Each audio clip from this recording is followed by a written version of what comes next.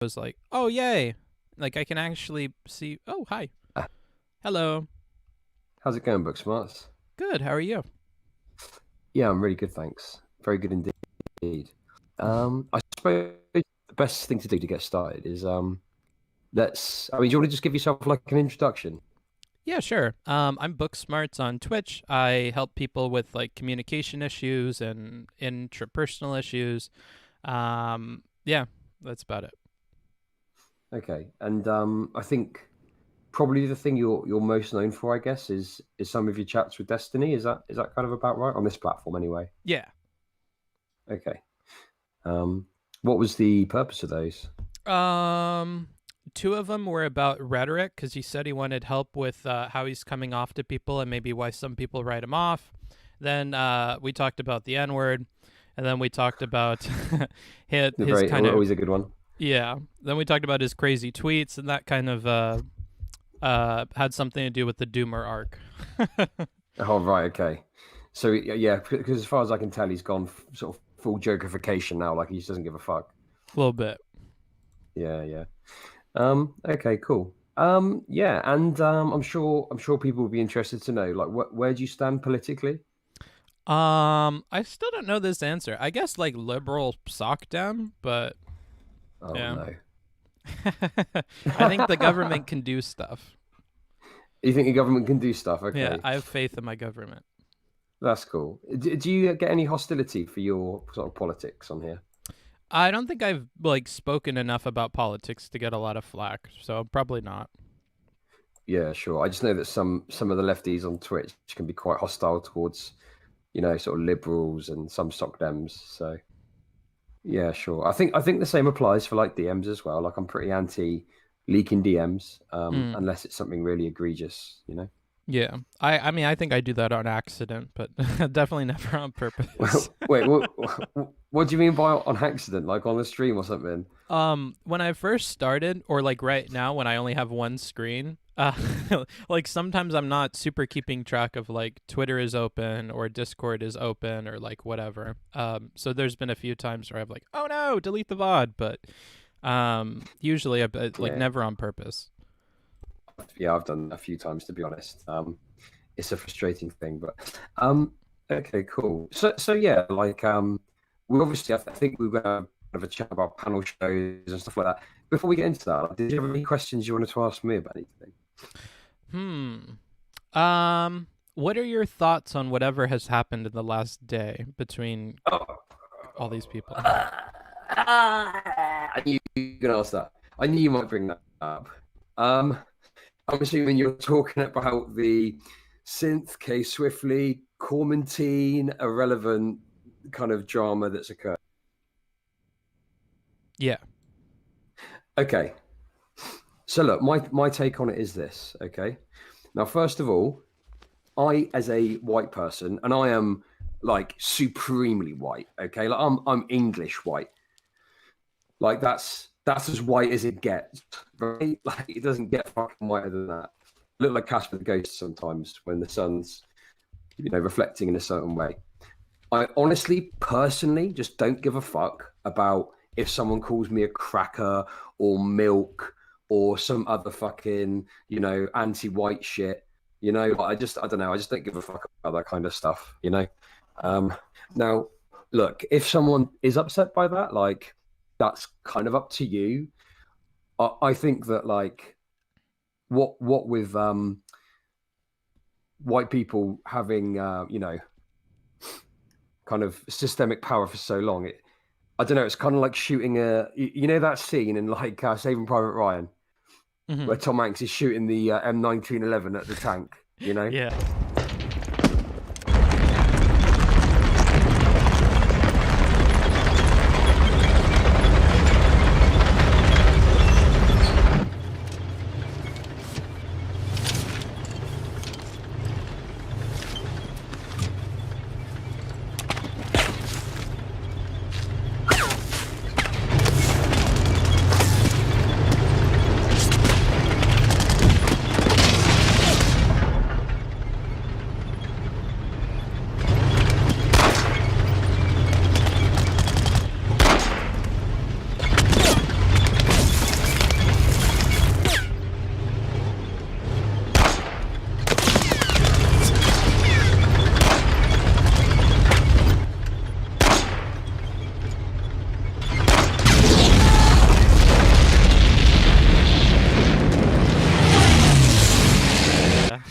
and it's just sort of nothing's happening. Obviously, it kind of makes me think of that. Like someone calling me a cracker is like me in a tank and someone shooting me with a pistol. You know, it's like okay, whatever. Um, so yeah, and I think that like to go from the start, I think that like I don't know to complain about like milk, and also obviously there's the discussion of well, it appears Kay Swiftly was talking about actual milk, not white people, right? But Hmm. in any case, even if Kay Swiftly was like, I don't fucking know, I don't like even know what happened, it's to be honest. So oh I have okay, no okay. idea. Yeah, well, look, you need to go and obviously research it fully. Like, this is going to be my interpretation of it, obviously, and then my opinion. But yeah, I just think it's a bad timing to talk about like racism against white people, right? Like, what the fuck? Like, I don't know. It just doesn't seem like the right time to have that conversation. Mm. Um, you know, it, like I'm not saying it's the same, but it kind of comes across a little bit like kind of all lives matter. Do you know what I mean? I don't know. I just a bit like oh. I just thought optically it looked really bad. Um, Mm. and then like I kind of put pieces together. I watched some of the stream. I think Kay Swiftly was in chat. Synth got frustrated and started talking about like about Kay Swiftly being in chat and stuff, and it was kind of like Kay Swiftly wasn't on the panel, and it got a bit heated and whatever. Um, Oh, okay. So that's what happened with synth. Okay. Yeah, but then like Synth said some stuff that I kind of disagree with. Like she she she said something like, "Well, if Nick Fuentes came into chat and I started talking to Nick Fuentes about being racist, is that bad?" I was kind of like that's kind of a mega yikes to me. Like regardless of like your issues with Kay Swiftly, I think comparing her to Nick Fuentes is pretty fucking like bad. Like I just don't agree with that. Isn't that a common Um, thing though? I thought Irrelevant was comparing her to that the other night. yeah, yeah. I think that some people sort of not dance around it, but they infer that, or they say like there's like a, they talk about like some elements of black nationalism being like an alt right rabbit hole, you know. Mm. Um, but at the end of the day, like I'm not educated on black nationalism, and I think I don't really want to comment on that too much. Like I just don't know enough about it. Um, and Okay. I think some people will just sort of Google like things and then think they're an expert, you know, like I don't know. Sure. But in any case, I don't think it's a fair comparison to make personally, you know. Mm.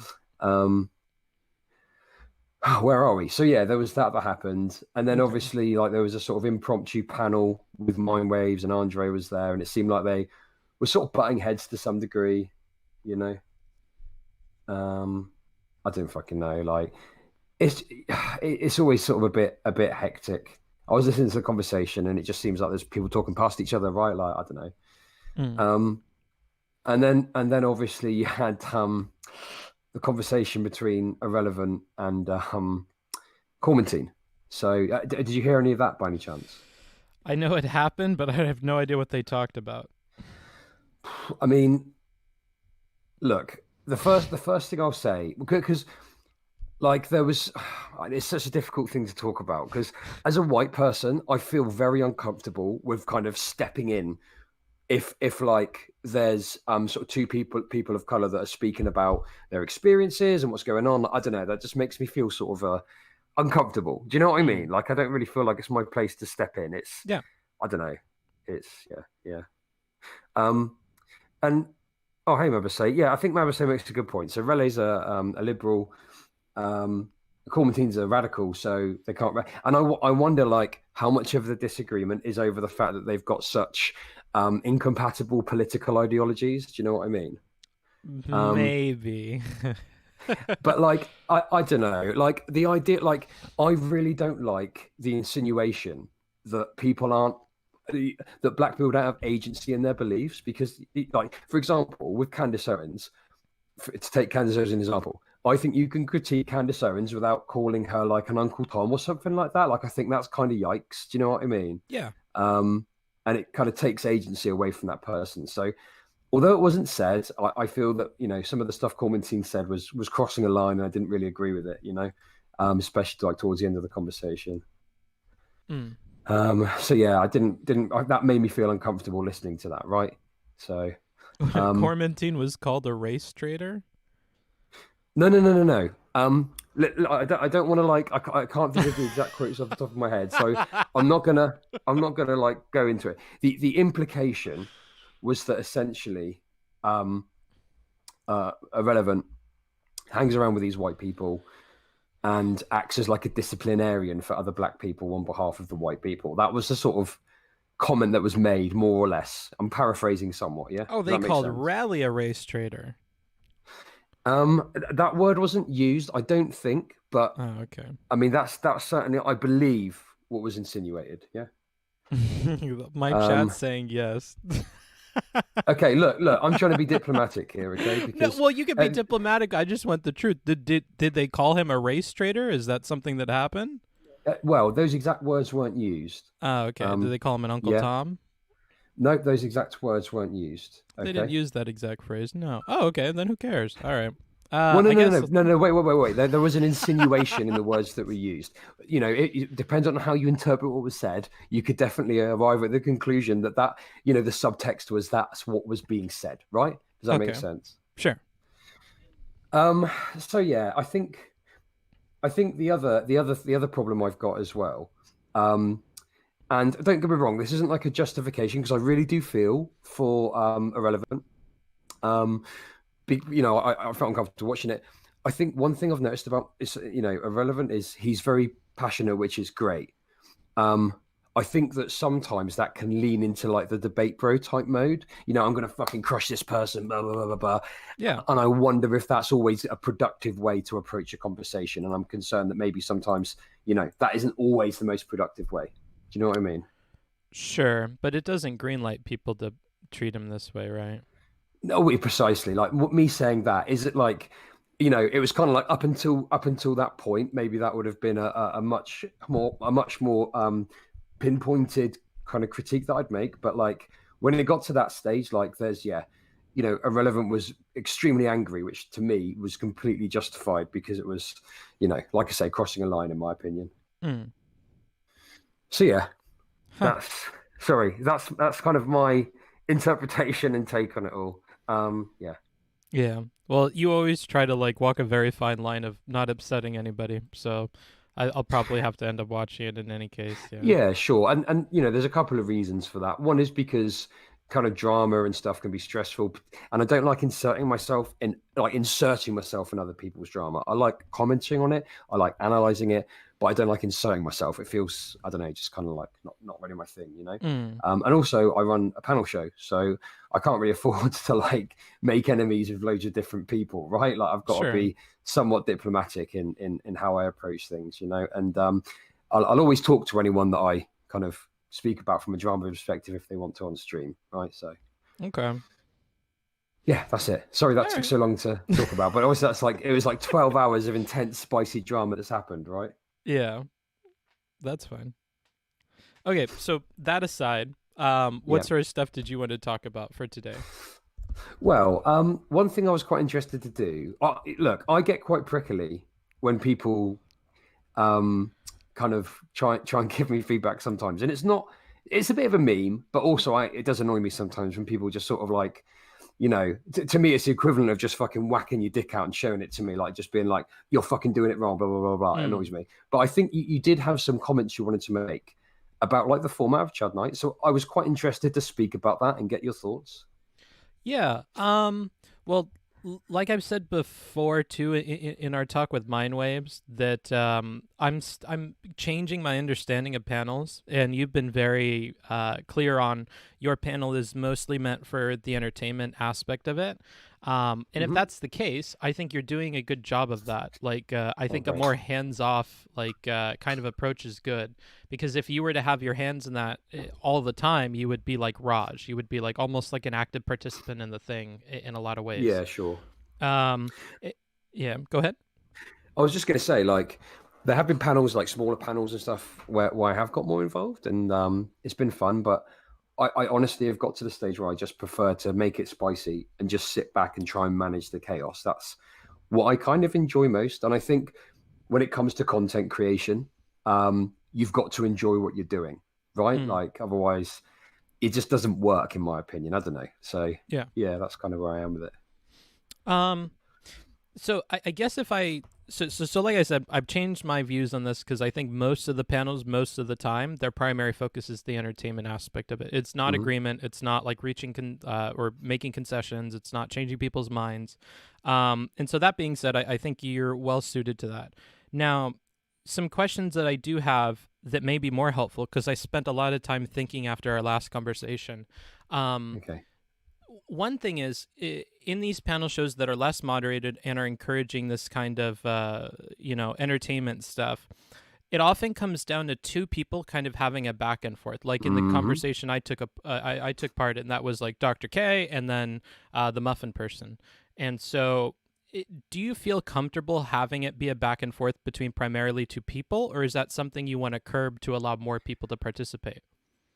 Yeah, sure. So it's kind of like a double-edged sword because on the one hand, when you've got two people going at each other, that tends to be like quite entertaining from the outside. And well, that's my perception of it anyway, right? Like I can think back to previous Chud nights, like the probably the one of the first ones that was really spicy was when Kiara Husk had a big debate with Dylan Burns, Mm-hmm. and Kiara called Dylan a bootlicker, Dylan called Kiara a motherfucker, and yeah, it was just quite spicy. And that was the point. I thought, yeah, that kind of works. Mm. But I think yeah, it and that's kind of tends to be the format. If you look at the big dramas on panel shows, you generally find it's like two, maybe three people sort of going at each other, right? Does that make Yeah. sense? So Yeah. on the one hand, it's like, yeah, that kind of works. But yeah, obviously as a host, it makes me kind of uncomfortable when there's people just not talking. And I do try and be conscientious and throw it over to people. Um, but number one, it is hard when there's two people just kind of at each other's throats. And in the back Yeah. of your mind, you're thinking, damn, I bet this is entertaining. Mm. And on the other hand, it is kind of like, I kind of need people to step up to the plate and throw their hat into the ring. And it doesn't have to be like shouty. I think there's ways and means of interjecting into a conversation without being super aggressive. You can just sort of like, I don't know, Yeah. just start talking, right? And sometimes people will just fucking listen to you. I don't know, like, you Yeah. know what I mean? Okay. Because I mean, it's important to know that. So yeah, there is a lot of benefit to having the two people do it. It seems to be the way that naturally podcasts or panels kind of go, where it's going to be two or three people that are mostly speaking. Um, Yeah. It's but like an ego, like personality thing as well. The biggest personalities tend to like come to the fore of those conversations, right? yeah, I guess the problem is when you feel like those people are detracting from like the larger conversation, or when you feel like there Yeah. could be more entertainment to be had if you were to involve other people. Um, Yeah, exactly. And I think like you were doing a bit of camera work, doing the fold and the close and stuff. That was quite entertaining. But then I think like I've got Amy there, I've got Marisay there. yeah. Um, and they're both sort of interesting people that I want to hear what they've got to say about what's being discussed, right?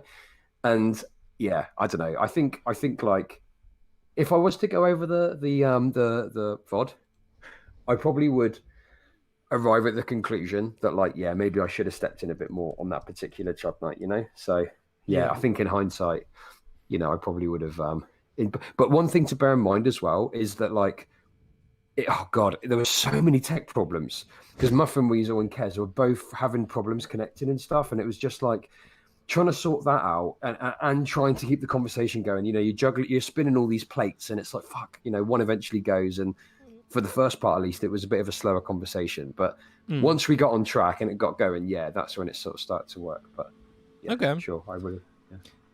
So like I've been trying to think up techniques for hosts and stuff that could increase entertainment value while also solving this problem of getting everybody in the conversation involved. Because Sure, for the okay. for the people that are fans of the individual streamers, and I see this in Chud Night looking back on some of your VODs too, is that the people that come like in support of their favorite streamer or whatever, if that favorite streamer doesn't get an opportunity to speak, they get all upset. Yeah. And so it's like, dang, how do I rope these people back in? And I think a way Hmm. to do that while increasing entertainment value would be to spend the time when everybody's talking, thinking of a way that you can bring them in while increasing the drama or entertainment value of the stream.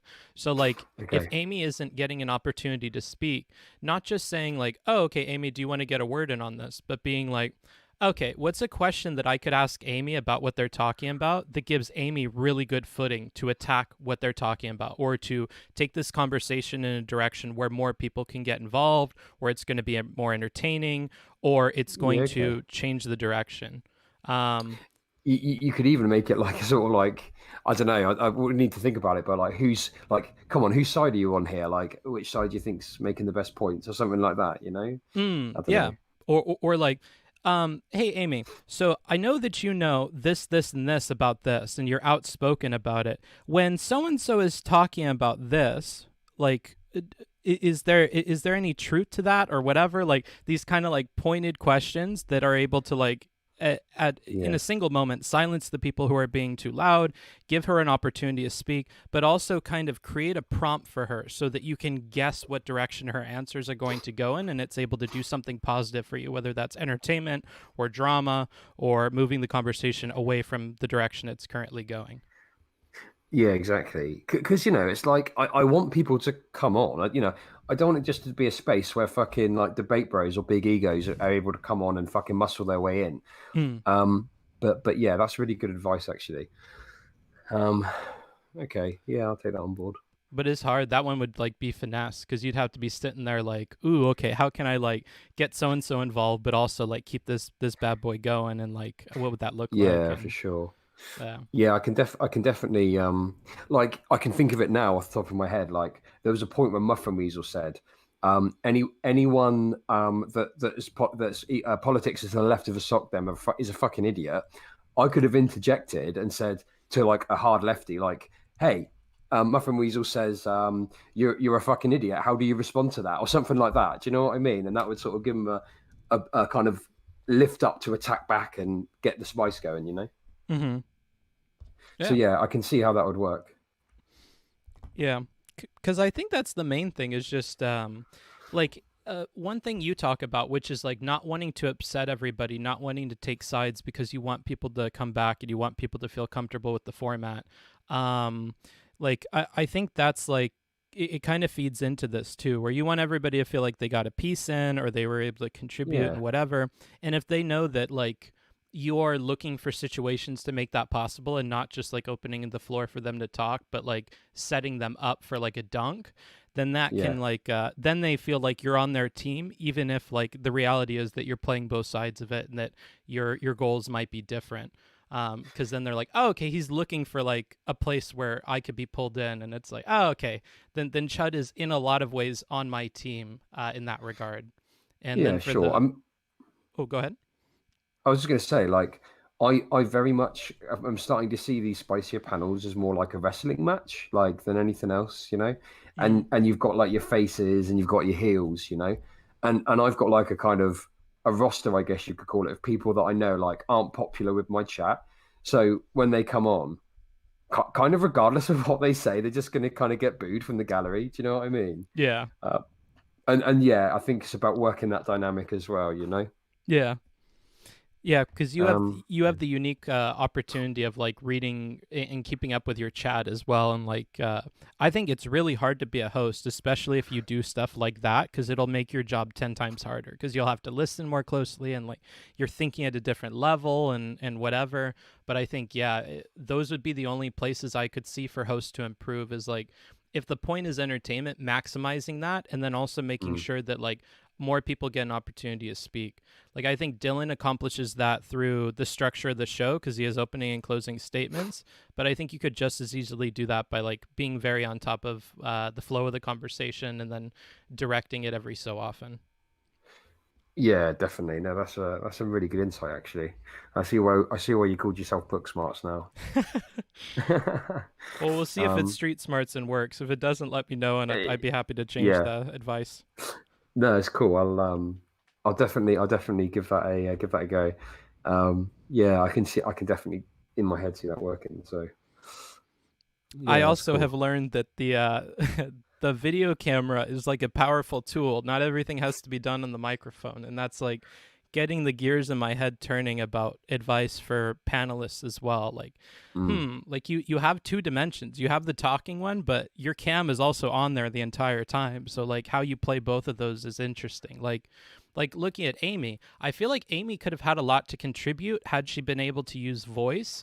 But at the same time, Amy's camera is really good and it's set up to where like she could easily do like a bunch of gestures or whatever and like make that work for her. So for the people that are quieter, maybe using their camera to, portray what they're thinking or feeling or whatever, that's like a unique approach to the conversations that I hadn't considered before. Yeah, definitely. Sorry. Agitsoft is asking in chat, is there a line on what you won't platform? Yeah. So like this is the other kind of struggle I've got is some panels are kind of quite laissez-faire in terms of they'll just let any old fucker on, regardless of like kind of what their views are or what kind of their like for example, there's definitely streamers out there that have got pernicious views, but hide those behind less pernicious views. So like Matt, talk about being like mask on, yeah, or like a Yeah, crypto or something like like that. Debate Bro. Or I mean, oh, whoops, sorry. I mean, Nuance Bro, right? Yeah. That's exactly the kind of person I would think of, and there's definitely others as well. And kind of I don't want to platform those people. Mm-hmm. I don't want to introduce my audience to people like that.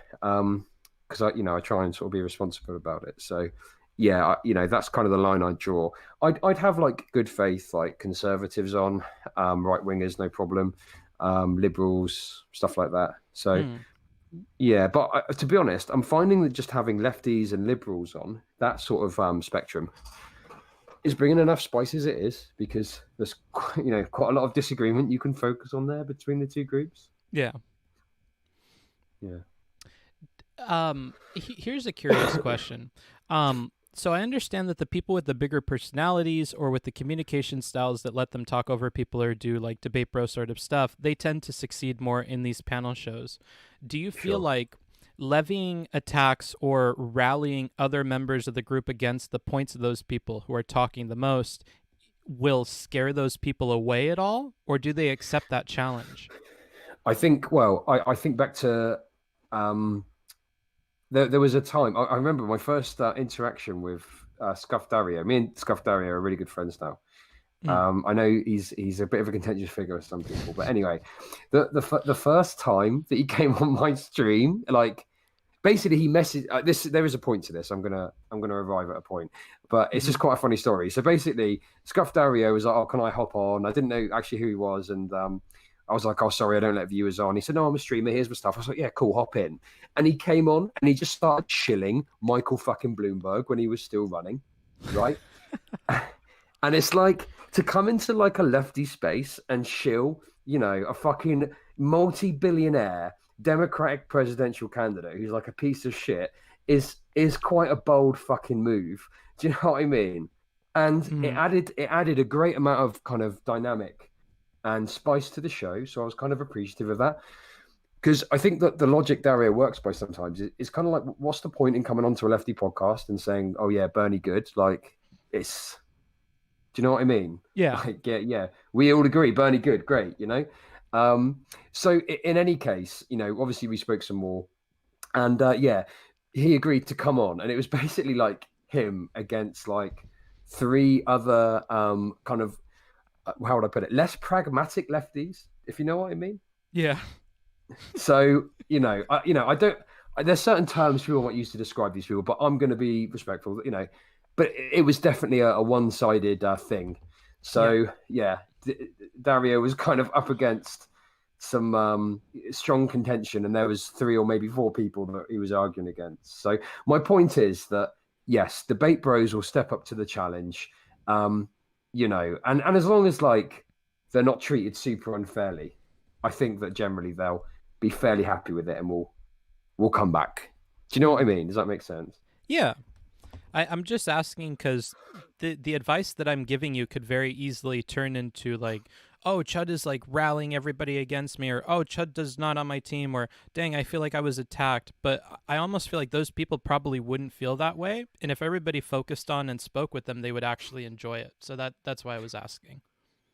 Yeah, definitely. And I think like the kind of debate bro type people that I have on my show, I'm at the very least on friendly terms with them. So I could certainly like just check that they're not going to be offended if I start, you know, getting kind of people ganging up on them or whatever, you know. Mm.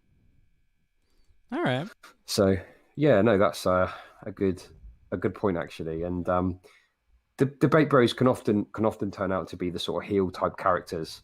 So I think the audience kind of like it when debate bros just get dog piled, you know. Yeah. What are like because I've spoken with you a lot on like what you guys like, what you guys want, the way that you're running the show. But what do you feel are like some big problems that you've not been able to solve regarding your panel shows? Okay, so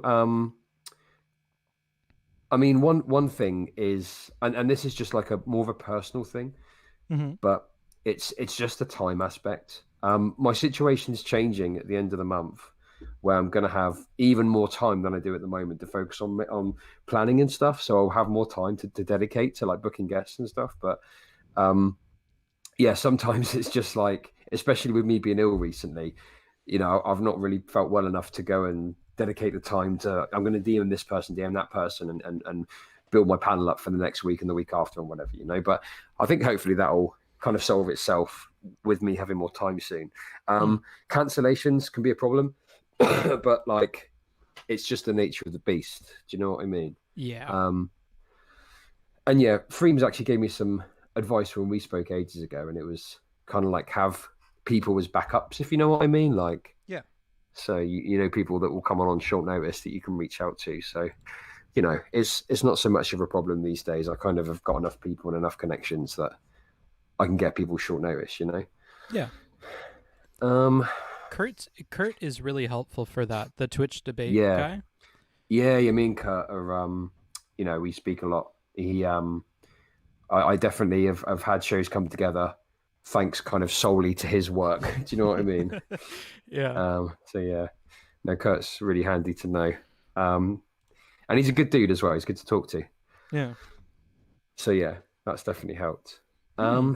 I'm trying to think. I mean, there's like tech issues. Like I'm super scuffed. So, um, but to be honest, recently it's not been me. It's been kind of guests being a bit scuffed and not having quite the right setup, and you know, the Yeah. audio's been a bit cracked, been a bit shitty, or their camera hasn't worked or something like that. So I wonder if you had enough backups, if you would feel comfortable being like, well, if you can't get this fixed, then I have to get somebody else on. Like, I wonder if that would incentivize them to start Googling on their own and troubleshooting it. But I don't know if that's too yeah, mean. maybe. I don't know. Like the thing is again, like some of the people like again like on the very least friendly terms. I don't want to be like Yeah. sort out or fuck off. Do you know what I mean? Yeah. That's a bit spicy, but Just because yeah, I yeah, know sure, for traditional media, there's a sound check thing, and if you miss the yeah, sound check, they will not let you on. Like if you miss the sound check and the prep and everything behind the scenes, they'll put somebody else on.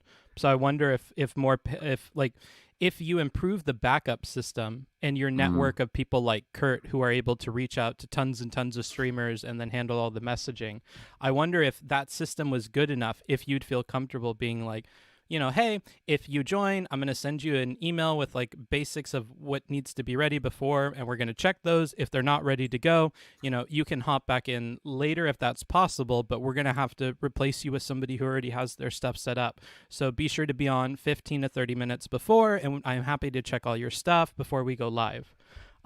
Like I wonder if you yeah, if you put every step like if you made it transparent the entire process, if then you could be like, well, I'm sorry, everybody got the same rules, so if you can't get this set up, the whole show could be late or like the whole show could be behind. Like I don't want to yeah. That's pretty start cool. from the very beginning with missing a person, because then you jump in, you don't know what happened, and you're off from everybody else. And like I think if you sold it well enough to the streamers, you could make it clear that like this is for the sake of everybody, and if you were in somebody else's position, you'd be happy that person didn't make it on.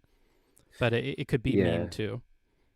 no, that's good advice. I think another thing as well is I used to just do Chud Night as like just audio because I kind of didn't use a camera myself, so I just thought Mm-hmm. I just do audio. But I've kind of come to realize that video is such a big element to it. Yeah. So But the point is, I've switched to video, but I maybe like haven't put because this is the thing, right? This is the thing people don't understand sometimes.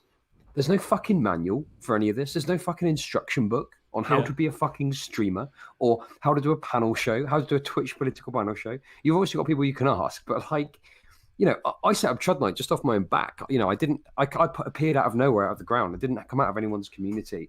I didn't have the connections when I started. Do you know what I mean? So it's Yeah. kind of like, I kind of just did it off my own back and learned along the way. Um, and yeah, I think that like when I switched to video, I didn't kind of have quite the right systems in place to double check some of these things. Yeah. So yeah, that's definitely good advice. I think to do the like because we did used to do a sound check, but with the video, sometimes people are streaming, they don't always sort of turn up on time. Yeah. But I think if someone is like a streamer and they're reliable, you kind of don't need to do that. You could just rely on them to drop in and their shit will work. Yeah. I think what I need to do if people aren't as experienced or they're not streamers, they're just off Twitter or whatever, then yeah, I'll put more effort into saying, hey, at this time we're going to do a quick sort of sound and video check with everyone. So it will only take 5 minutes. Just pop in, we'll check everything, you can go. So yeah, Yeah. I'll start doing that. And this is tangential. It might not be helpful advice, but like, I found that with papers and stuff, especially, I had a lot of problems where like, it feels like the responsibility of providing certain documents or being ready with certain information or being on time to tutoring sessions, like all of these things are responsibilities that shouldn't be on the tutor in much the same way that like all these responsibilities as far as sound check and stuff shouldn't fall upon the host of the show because the host is being gracious enough to platform all these people and to, do all the scheduling and like all the other Mm, difficult things. I feel like this is like an issue of like the personal responsibility of making sure your machine is working, that your software integrates well with what we're using on the show. That should fall upon the streamer. And yeah, like I said before, like what I do with tutoring and stuff is I have like a basic like document that I send out that's like, here's what's expected. Please bring this. If you don't show up by this time, you're out. Stuff like that. And if you had something similar, like you made like a little PDF with like, here's the things we're going to check. Here's some really common problems. If your mic isn't working in Discord, check this. And then you yeah. only have to do it one time. Like you only have to make the PDF one time and then you just send it to everybody. And then it's like, well, I put a bunch of hours into making the PDF, so I don't have to help every individual person with their things. If you can't get that ready, unfortunately, somebody else is going to, fill in that position. So moving the responsibility of doing all that stuff over to the streamers where I think that it should be. And I think it's to the benefit of the smaller streamers to figure out how to have that working too. Like I feel like the learning Yeah. experience shouldn't be had 5 minutes before a, a big panel Yeah, show. yeah. Yeah, I agree with that. Like, Mm, because the thing, it's very humbling, obviously, to have people approach you for advice. But I have like streamers approach me for advice and tips and stuff, and I'm kind of the opinion that like not to be rude about it, but like go and figure out for yourself. Like that's what I did, and I actually enjoyed working through it, making the mistakes, fucking things up, learning. Do you know what I mean? I think there's yeah. something really valuable in that. I don't like the idea of someone just having like, bang, it's all handed to them on a plate. Do you know what I mean? Yeah. So yeah, I think you got onto something there in terms of like people need to sort their own shit out. Yeah, that's true. Mm, Um, but yeah, I think yeah, generally though, there's people that you just know that are regulars or they're seasoned streamers, so you can kind of just rely on them to rock up and 1 minute before they're good to go. yeah. But yeah, I'll take that advice on certainly for people that maybe aren't as experienced. And you can rely on the goodwill and the patience of other streamers too. Like as the host, you have so many balls that you're juggling in the air at once that like it's very difficult to add even one other like complicated thing or one other frustrating thing or one like one-on-one task. So if you Yeah, have a panel of like 9 other people and they're all in a chat and they're ready to go and all their stuff is ready, you could also reach out to the chat and be like, hey, does anybody want to help so and so figure out their stuff? Like right now I'm trying to do XYZ in the background. I don't have time for it. If they're not ready in this time, we have to bring on like a backup person.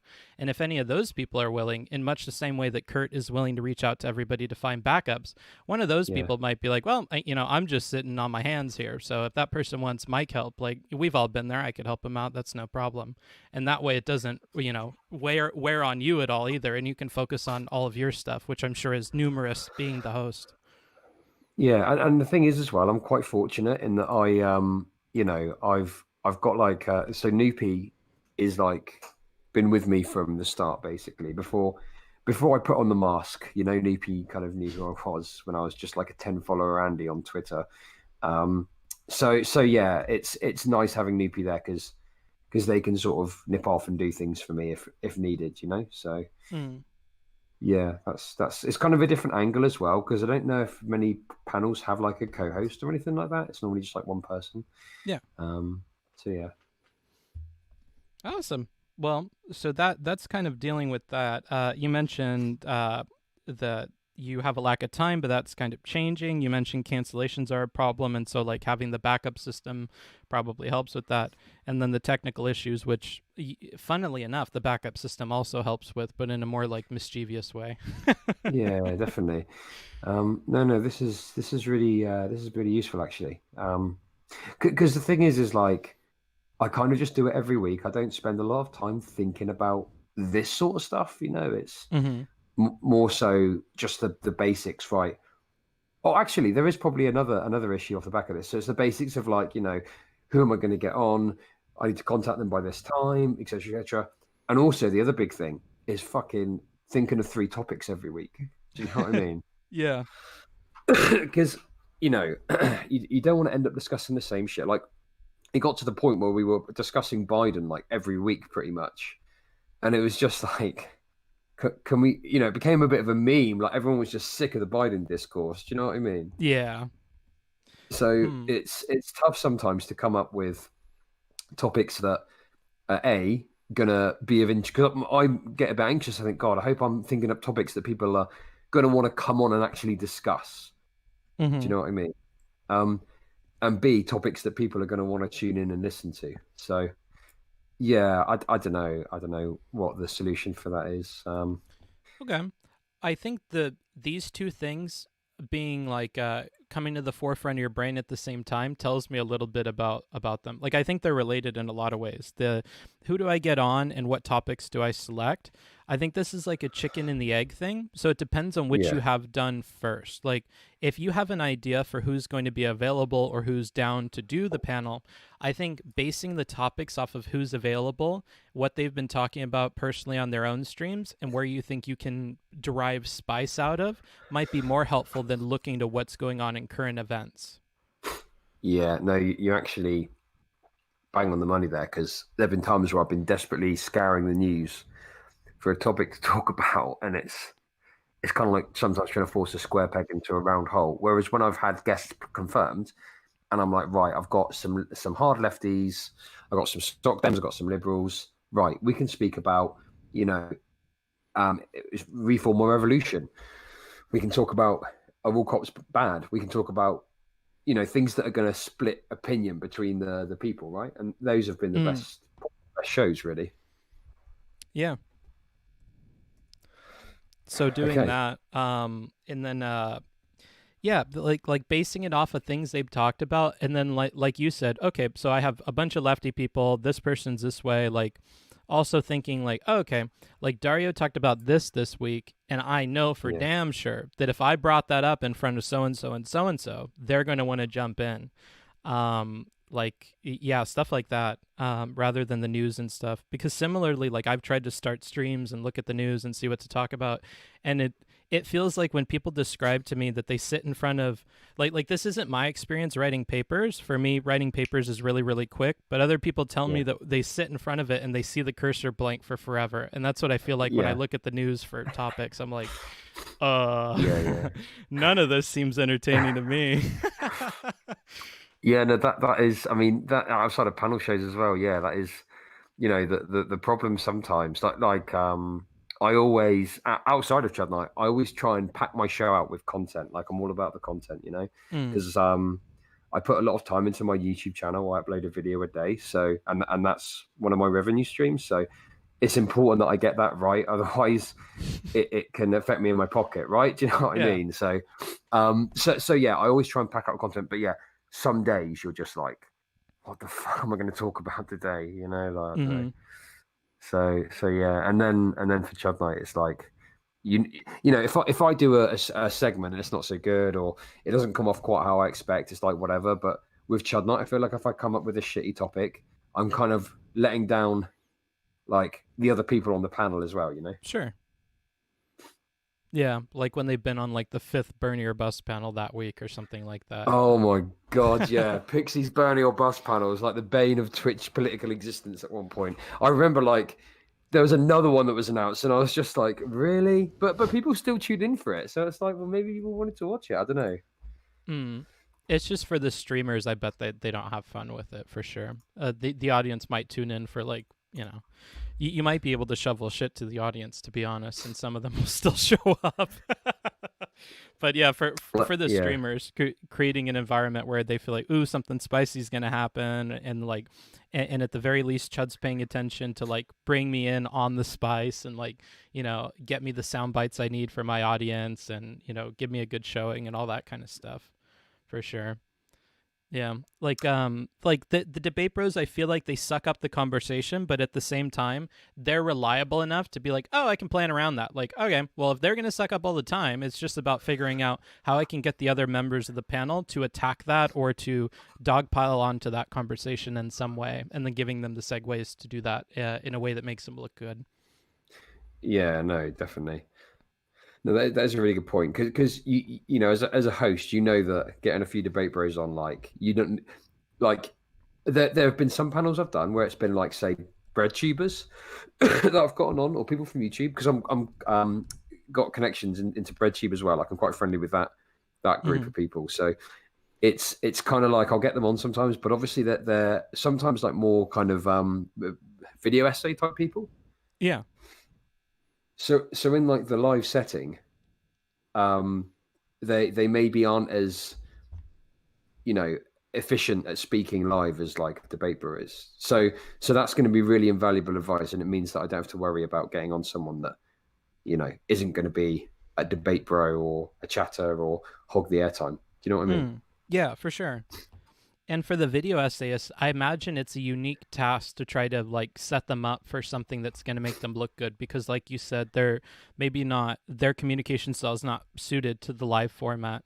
So I guess it goes back to the advice of like look at whatever videos they're putting out and then give them the opportunity to talk on what they probably know a lot about. That at the same time gives some footholds for other people in the conversation to then jump in or segues to something else like, hey, I heard you talking about this, and you were reading this on your stream that day. What I found interesting about it was when it said this, and this, because I think so and so on the panel and so on the panel have a completely different experience of that, and I kind of want to hear from them on the how they interpreted that or whatever.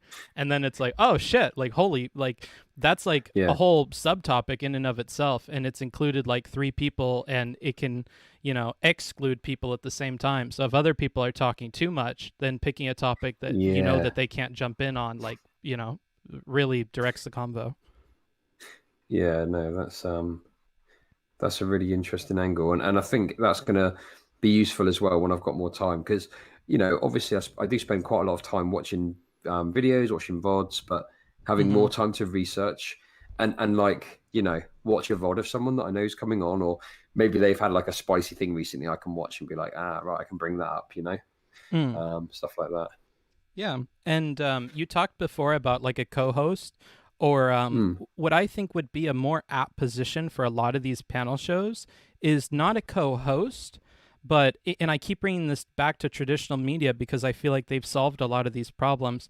To have maybe like a co-producer who helps you yeah, behind the scenes on stuff. So like, please watch these three panelists' content and let me know what kind of stuff, and then I'll watch the other three, and then we'll kind of brainstorm what kind of stuff we want to talk about, dividing up the work that way, or having them help with like scheduling or messaging or the technical stuff. Like you both can share a lot of those behind the scenes responsibilities, which I feel like take up a lot more time and probably add a lot more stress than the actual like, all right, now we're live and I'm hosting it. I feel like it's all the prep before that makes you able to do the live stuff. And so it seems like yeah. all the prep before is really the most troublesome part. Is The that yeah, accurate? yeah. I mean, the thing is, and sunglasses cats has kind of hit the nail on the head. Like I'm like a like I'm a leftist, and asking people like it's one thing to say to like Noopy's a friend, hey, come on my fucking panel show, you can be a co-host, you can get involved, you can chat, etc. But like at the point you're asking them to go off and do research, like that to me would be like paid work. I would want them to do, and I just don't have like my fucking financials are like razor fucking thin at the moment because I've literally just started doing this as like a as my primary source of income.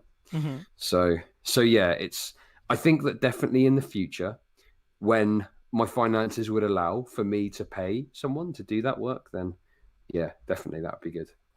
Okay. But So I yeah, guess I it's just oh, yeah, I was just gonna say like I'm always like I feel it would be very hypocritical for me to have the views that I have about sort of labor and then and then to be like, hey, can you just go and watch these streams? And so, like, I don't know, it just would seem very hypocritical to me. But yeah. yeah, I get your point. So the way I'm trying to look at it is you have a problem of like the time that's required to do the prep. So the co-producer Yeah, is one way, but like you said, the problem is that like I wouldn't feel comfortable exploiting their labor if I wasn't paying them, and I can't pay them because my finances don't allow it right now. I think that's fine.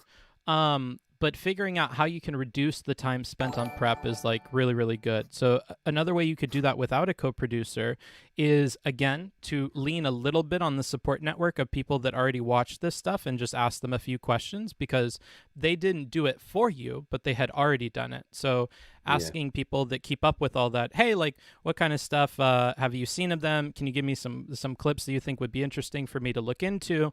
Kind of crowdsourcing that, and same with like the audience that you have, who's very interested in having these dramatic sorts of conversations.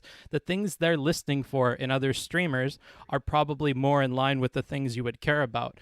And so just tossing it off to the audience to be like, hey, I'm kind of looking to have maybe some of these people on this week, or even being more broad about it. Like, hey, what's some stuff that's going on this week? Having like a weekly thing on your Discord where people submit clips or something. And if you wanted to, I'm sure there's digital gifts and things you could do if you really wanted to go that route. But honestly, I think people are just happy to like see a clip that they gave and see that maybe that topic was incorporated in.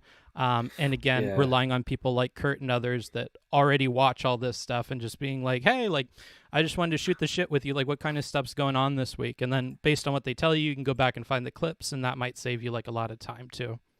yeah. That's true. I've got a few sort of recommend things in my Discord. So having like a drama clips would be good. Yeah. And then because people love talking about that stuff. So yeah, sticking a clip in there of like whoever the villain of Twitch is of the week saying some like shit on their stream. Yeah, that sounds good. Yeah, and making it part of your brand too, like maybe before and after the panel, just being like, "Hey guys, like it was a great week. A big part of what makes my show great is the viewer contributions in the form of like going on the Twitch channel and linking these things.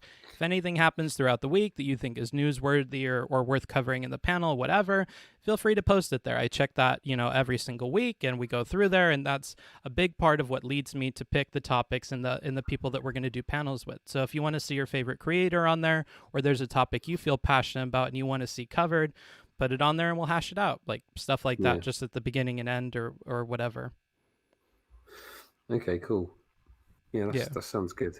I hope this is constructive because I understand that like as the host, I looked back after you guys were telling me about other criticism you receive, and I do agree a lot of it's not based on like what are your actual problems and like Mm. like where are these criticisms about like what I want to do with my show? Because if they're criticisms that are like hurting what I want to do with my show, then they're not helpful to you at all, right? Like Yeah, definitely. And like I don't know, like yeah, like sometimes you'll have a guest on and something will happen to them and they'll be annoyed about it, and it's kind of like that's the show I'm doing. Like I don't know what to tell you. Like it is what it is, and I yeah. think like one thing I try and do if I'm getting someone new onto the show, if they don't watch it or they've not seen it, I try and give them like a bit of an insight into what it's all about. Mhm.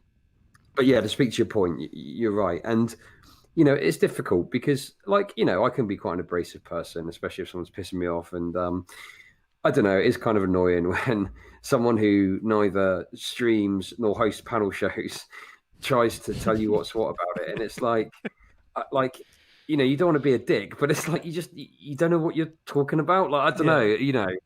it's kind of frustrating, but The I air of yeah. certainty that they have is like unearned. Yeah, Like, yeah, exactly. If Reams came to me or Mindwaves came to me and said, "Hey, I've got something to say about your panel," like I know that they know what's up, so I'll listen to them. But you're giving me some invaluable insights. But what I like is it's clear you've actually thought about it rather than just like think, "Oh, well, I think it should be this way, so this is how you should do it." mm. Well, I think the biggest thing was I had the opportunity to listen to you. I think it's the listening that really changed the advice and stuff, because it wasn't until I understood like what your goals were, what the vibe of things you were going for was, what you're thinking while you're moderating. Like, it wasn't until I understood those things that I could figure out what the proper advice would be. Because it seemed like my criticisms were towards like panels in general, and then I unfairly applied that to the panels that obviously are following what everybody is doing, and that's not helpful at all.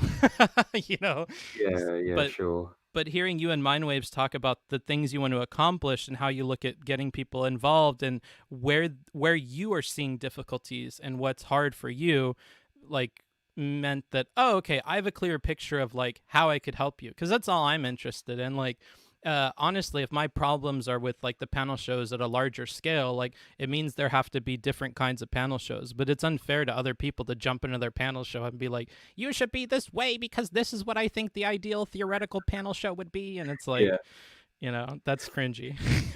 yeah, sure. And the thing is, as well, is like people like I don't want to say like viewers don't know what they want because I don't know, it sounds a bit rude. Like, listen, I worked in retail for like a long time, as like a salesperson. So like making customers happy literally affected my wage, like because they would buy things from me. hmm But like the customer is always right is something I do kind of it's kind of stuck with me.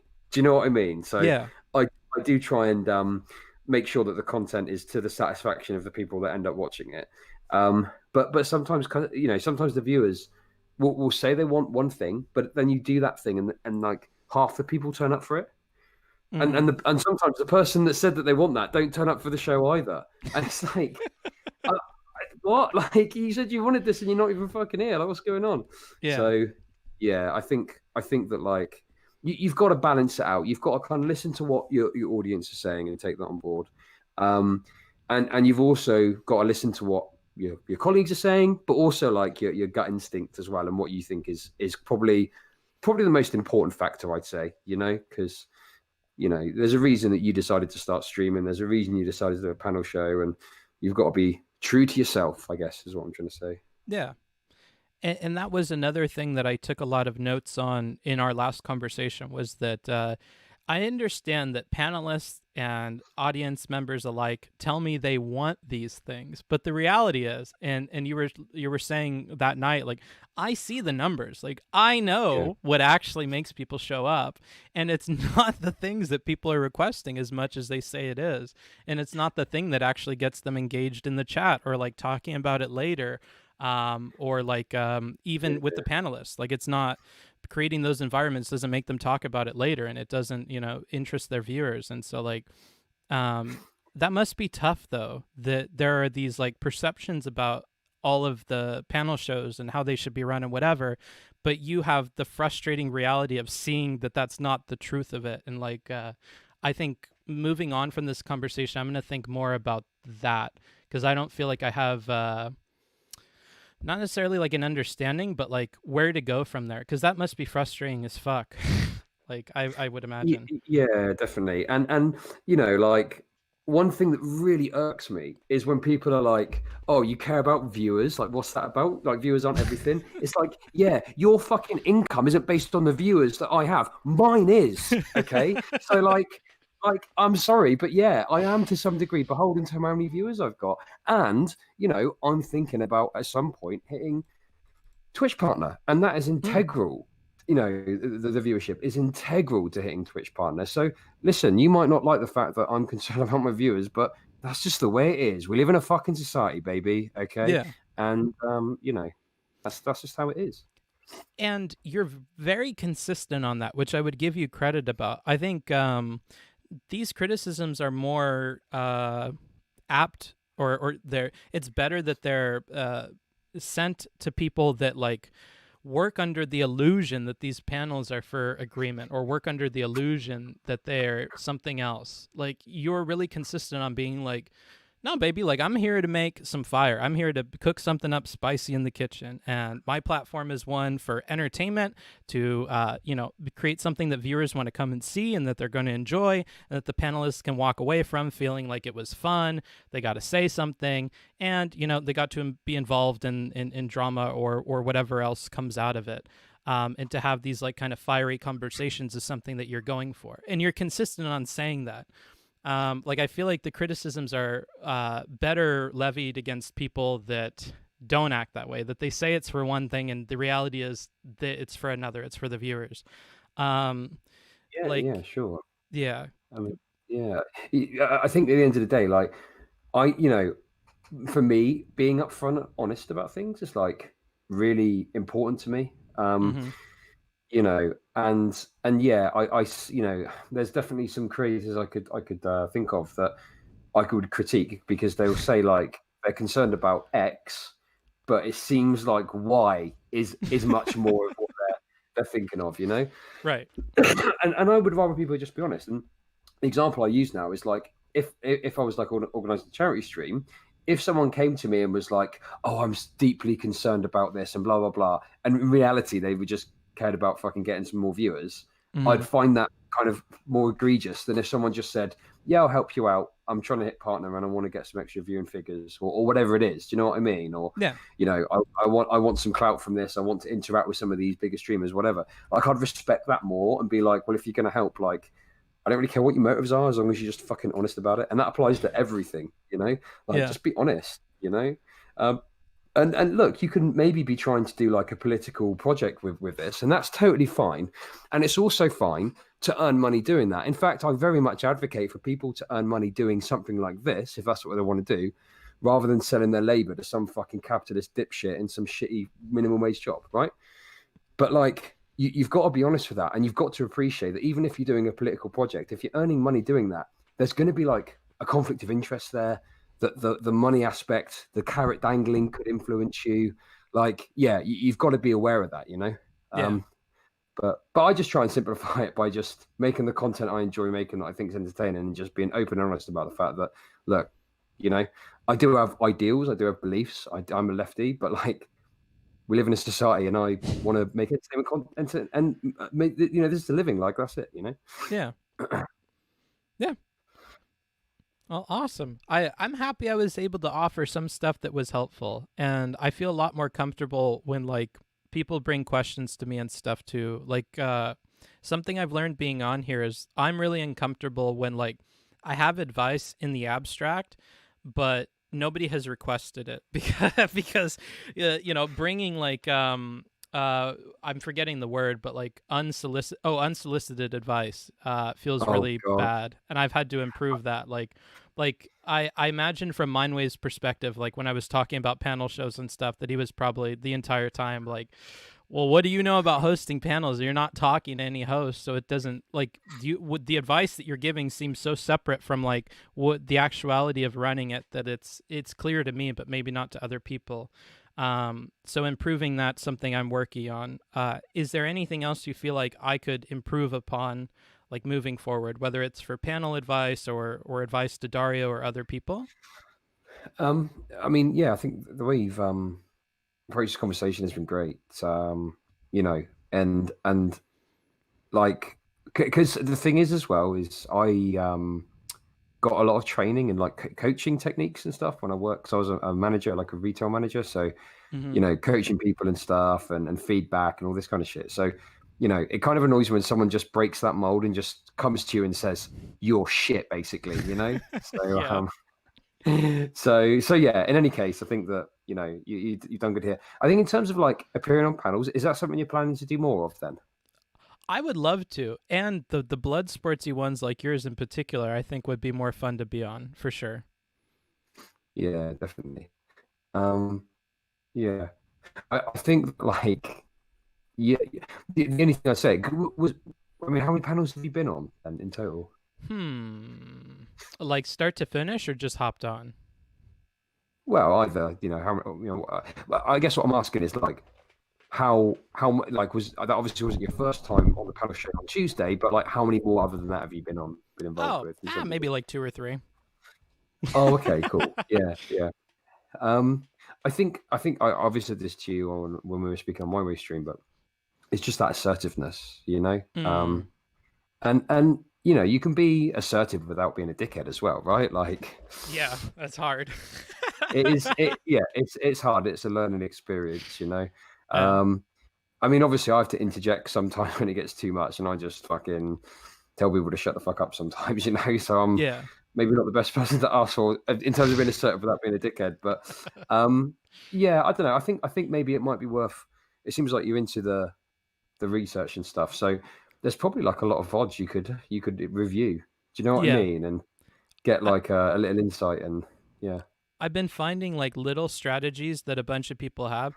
The analogy I've given to my chat is like it's almost like I got like an alien engine that's like in a car, and I'm like, oh, okay, this engine for sure works on all of these races. Like it'll perform well. Like we understand that if you interrupt people, if you're loud, if you're inflammatory, these will all guarantee that people will continue to loop you into the conversation, and you'll be able to get your word out. But it doesn't exactly accomplish everything in the way that I want. So it's about how many pieces of this engine can I replace with new parts before it stops working?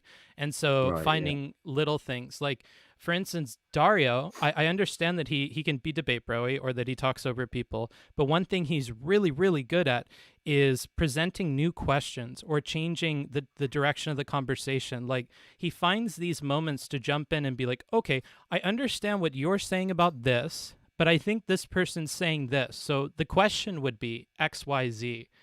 And figuring out the magic of how he's able to pick the right moment for that, have like an even keel tone, and then have people positively respond to it, which he seems to have happen. Like even in the panels recently that I've been watching of him, he does it a lot.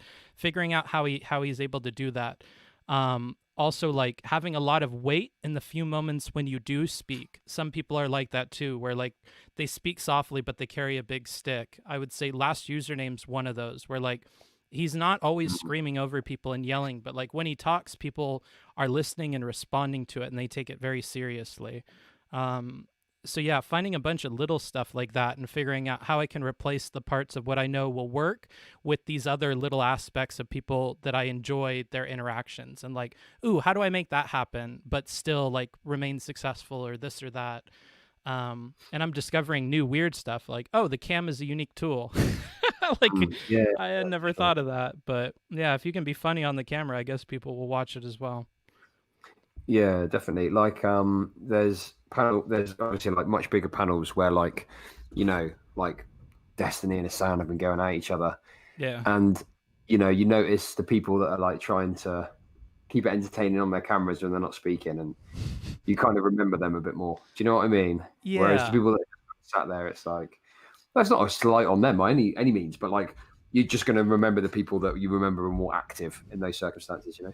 Yeah. So yeah, cool. Okay. Was there anything else you wanted to go over or talk about? Any other feedback, or No, did you want to? to leave it on a lot of positives. Again, I really like that you're consistent about what your panel shows are for, and I think wearing that on your sleeve will like detract from a lot of the criticism you receive because it's like, well, I'm very clear about what this panel show's for, and it's not for the things that you're optimizing in your advice or your criticisms of me. Like this is for entertainment, and it's very clear that you missed that in your criticism, so like I can ignore it. I think continuing to do that's super good. I really like that you're consistent and honest about that. Yeah, sure. I mean, I appreciate the feedback, and being consistent is, yeah, it is very important to me, and I just want to be honest with people because at the end of the day, the way I see it is some people are choosing to like put their hand in their pocket to support me with a sub or dono or whatever, and it's like I would hate for them to feel like they've been misled. So I figure if I'm just upfront about it and people are like, hey, I want to support it because I like being entertained in this way and it's good for that reason. Like, that's cool. Like, I don't want Hmm. people to come and be like, oh, ChudLogic is doing some political project. You know, if I support him, I'm like supporting some good in the world. Do you know what I mean? Like, I don't want to Yeah, position it like that. And I do think that some people do, and you know, without naming names, like, yeah, I don't really agree with that. But you know, it is what it is. You know, I try sure. not to judge too harshly. We live in a society; we've all got to eat, and some people choose to do it that way. It is what it is. You know. Yep. All right. Uh, so yeah, listen, thanks for popping by. And yeah, we'll speak again soon, I'm sure. Of course, yeah, and I'd love to be on if you either need a fill in or if you want to put me on the roster. I'd be totally down. I want to get better at those. Okay, brilliant stuff. Yeah, I've got a spreadsheet, so I'll make a note of you on the spreadsheet as a you know, as a camera operator. Do you know what I mean? As a but no, definitely. When I think that you'll be a good fit, I'll let you know, and it'd be good to have you on. Awesome. Talk to you later. Bye, chat. Okay, bye. Dope. Okay, so I'm going to shout out ChudLogic in the chat. So that's ChudLogic. If you guys want to especially catch his panels, like we said, we made clear through the conversation, they're very entertaining. And I think if Chud, you know, honestly finds that some of the advice that we talked about today was useful, it's very likely that that will continue to be the case. And he may even be better at solving some of these issues of making sure everybody is involved in the conversation while at the same time maximizing for entertainment value. So I understand that this stream may have been a bit different than what you guys are used to as far as the advice and the purpose of it, but it's important to remember that rhetoric, optics, this kind of stuff, it is a means to an end, right? And the end is whatever you want to accomplish. So for Chud, he wants his stuff to be entertaining. He wants to encourage conversation, and he has a few problems that he has to solve. He has some hurdles in the way of his larger goals. Some of those would be like not having everybody involved, the time thing that he mentioned. I mean, I've been taking notes the whole time, so I have like a big list of all the stuff. I think for the most part, we were able to address it. I think rethinking the co-producer idea would be helpful, but I think we gave him good advice as far as reaching out to his audience and maybe making that more on the forefront of his branding and stuff. That, hey, you know, there's a channel that you can go and submit these things, and there's a very good chance it could be involved in the episode. So if you guys want to have a hand in what's on here, you could do that. What? Booksmart's taking notes? Yeah, I take notes on everything. Yeah, so that was cool. I understand it might be different because, like, oh, hey, Emmeline. Jesus, 4 months. Good God, man. White people happy indeed. That is a long time, Emmeline. Emmeline and Earthling, bro. You guys have been around a long, long time. These are the veterans of the chat. Okay, so yeah, I like this. I like that all the people I'm talking to recently have very different very different objectives than me in conversations, and in the conversations they involve themselves in. Haha, it thanked you in Dutch. That's interesting. Bedankt worden. Is that how you say it? Bedankt worden. It sounds like type. Bedankt worden. Or fucking, I don't know. Anywho. Yeah, I like talking to people whose goals are very different than mine. Like, it gives my...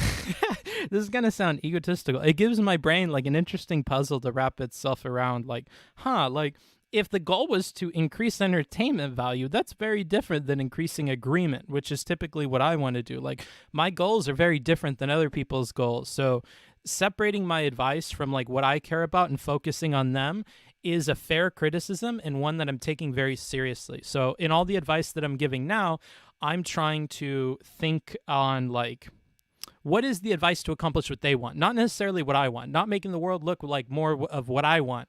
And what really opened my eyes to that was, again, and I keep saying it, the talk that I had with Mindwaves and ChudLogic about their panels and what they're looking for and the people they want to get involved with it.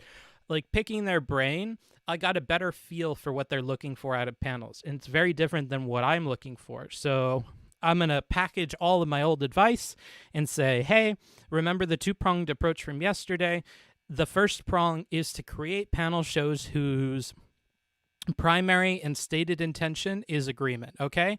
until those exist, my advice for my style will never work, right? You need to have a platform that encourages those things, and I haven't found any that exist. Even in the recommendations I've received from other people, it's very clear to me that they're still maximized for entertainment value in how they're moderated and stuff. So I don't think one exists that is aiming for agreement.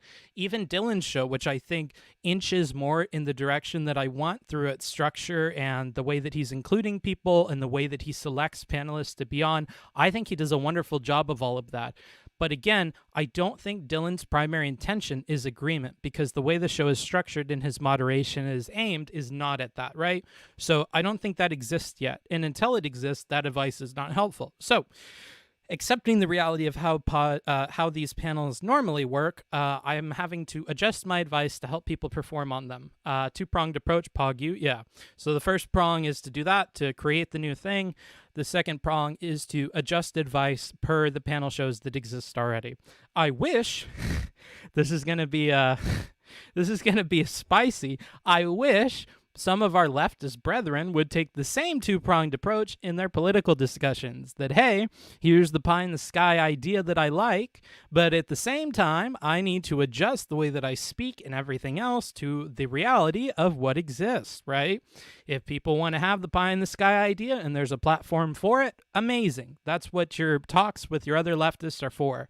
Or if somebody on the right or anybody else is okay with the pie-in-the-sky discussion, you have to make that clear from the beginning, or you're not going to have it. You want to have a discussion on political theory, you have to make that clear. If it's not, it's going to be an argument, and arguments will always be grounded in the reality of the environment, right? The reality of the environment is people don't like talking about political theory. They're not equipped for talking about political theory.